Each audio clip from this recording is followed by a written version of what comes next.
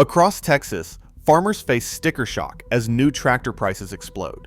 What once cost $90,000 in 1990 now demands over $350,000, a 287% surge that leaves the cost of basic survival outpacing decades of inflation. Banks won't help. Crops lose money year after year. As New Holland pushes state-of-the-art precision options and layoffs sweep factories, how did this crisis grow so crushing? And who actually benefits while farms vanish?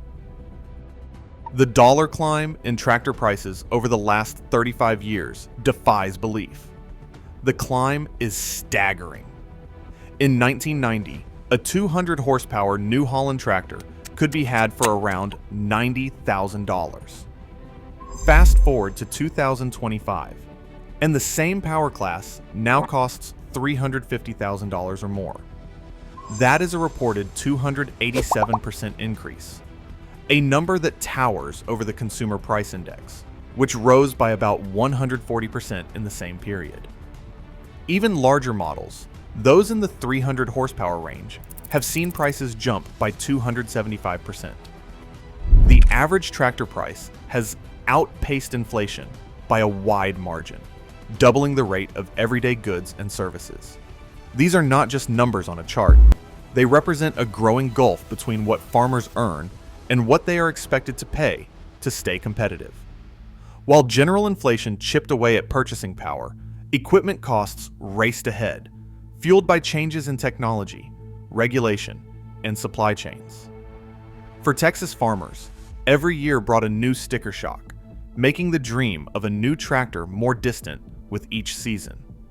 The price curve, once steady, now rises almost vertically, an unbroken climb that puts modern machinery out of reach for all but the largest operations. Sticker prices on new tractors rarely tell the whole story. The headline number is just the start. Precision agriculture technology now comes bundled as standard or as a required upgrade, pushing costs far beyond the base machine. Features like GPS-guided auto steering, variable rate planting, and remote diagnostics are no longer optional for row crop farmers trying to keep up. These technology packages routinely add anywhere from $20,000 to $80,000 to the price tag. A modern New Holland row crop tractor, equipped for precision agriculture, lists between $200,000 and $400,000 before financing or service plans. Dealers say the days of ordering a stripped-down model are over. Manufacturers group must have features into packages, making it nearly impossible to buy just the basics. That means every buyer, whether they want the latest software or not, is paying for it up front.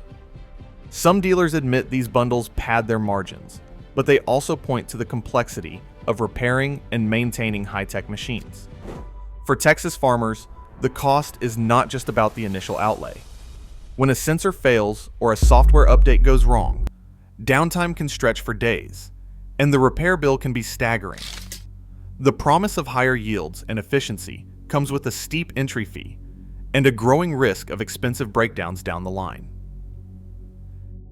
Hale County's crop ledgers lay out the math in stark black and red. For the fourth year running, corn farmers here are losing money on every acre they plant. The numbers tell the story.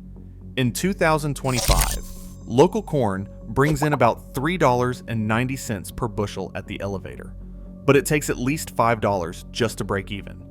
That gap, more than $1 per bushel, translates to losses ranging from $50 to $150 an acre, depending on yields and input costs.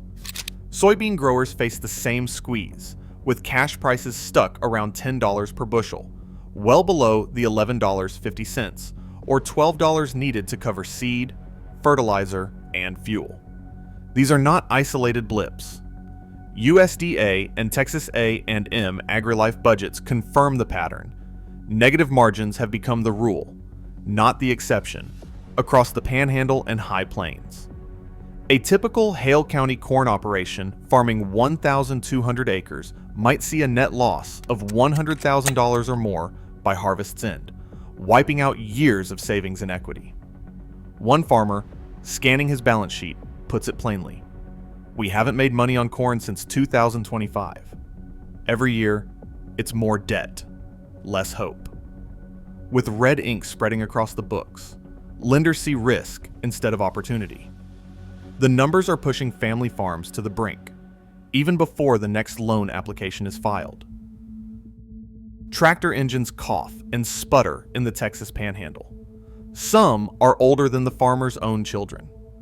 On a wheat farm outside Dumas, a 1985 John Deere sits idle with a cracked fuel pump, repairs estimated at $12,000.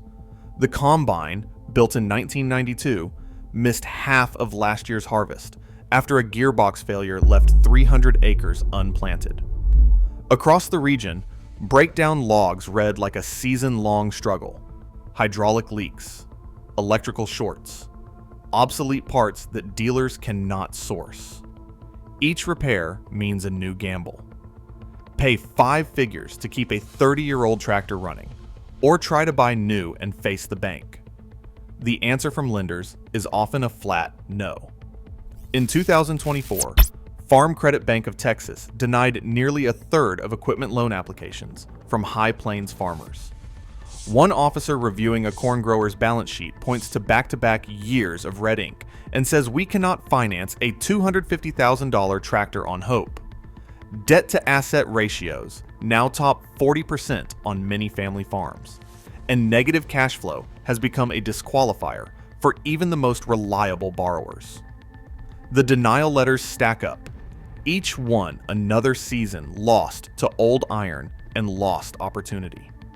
Without access to credit, farmers patch together what they can, borrowing a neighbor's planter, selling off a parcel of land, or taking a second job to cover repairs.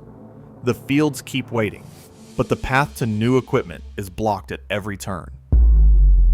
The collapse stretches far beyond the farm gate. In March 2025, CNH Industrial, parent of New Holland, announced production cuts and layoffs across its U.S. factories.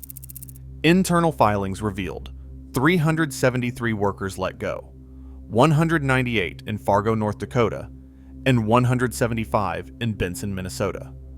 The company blamed what it called current and anticipated market conditions, as tractor and combine sales plummeted. According to the Association of Equipment Manufacturers, U.S. tractor sales dropped 20% year over year. Combine sales fell even harder, crashing 35%, the steepest decline in decades. Dealer lots filled up with unsold machines, some sitting untouched for months as farmers walked away from new purchases. The fallout hit dealers just as hard. In rural Texas, New Holland locations quietly shuttered their doors. A growing list of closures, mirrored by shutdowns in the UK and the Midwest, left entire counties without a single authorized service center. Farmers desperate for repairs found themselves stranded, forced to wait weeks or even months for basic parts. One Panhandle grower describes a new tractor sidelined for most of planting season, with no word from the manufacturer and no loaner offered. As CNH cut workers and slowed production, the support network that once kept Texas agriculture running began to unravel. The crisis, once measured in dollars and cents, now leaves fields idle and futures uncertain. Steel and aluminum tariffs have driven up the cost of every tractor rolling off the line. CNH Industrial, along with its competitors, faces an added burden. Tariffs have piled nearly $500 million in extra costs onto equipment manufacturing since 2018. That expense does not just stay in the factory, it is spread across every invoice, every model, and every part, landing squarely on the backs of farmers already deep in the red. The trade war with China erased a major export market for Texas soybeans and corn, driving prices even lower at the worst possible time. Farm Credit Bank of Texas officers and extension economists agree the current situation cannot be solved by farmers tightening their belts. They are calling for 3 immediate actions. First, a federal waiver on steel and aluminum tariffs for farm equipment, to cut costs at the source. Second, a targeted loan guarantee program, so banks have the confidence to lend for new and used machinery, even when farm balance sheets are weak. Third, a transparent breakdown from CNH Industrial and other manufacturers showing exactly how tariffs, tech packages, and base costs factor into sticker prices. Texas Farm Bureau leaders and state agricultural officials have logged dozens of calls and letters to Washington since last fall. Their outreach log lists meetings with USDA, the U.S. Trade Representative, and both Texas senators, pressing for relief before the 2026 planting season. Policy voices across the state warn that without action, the price spiral and credit freeze will only deepen, pushing more family farms out of business. As equipment prices soar beyond reach and rural dealers shudder, Texas agriculture faces a breaking point, not just for farmers, but for every community fed by their work. The future of American food security depends on whether these stewards survive. The stakes have never been clearer. Share your thoughts below.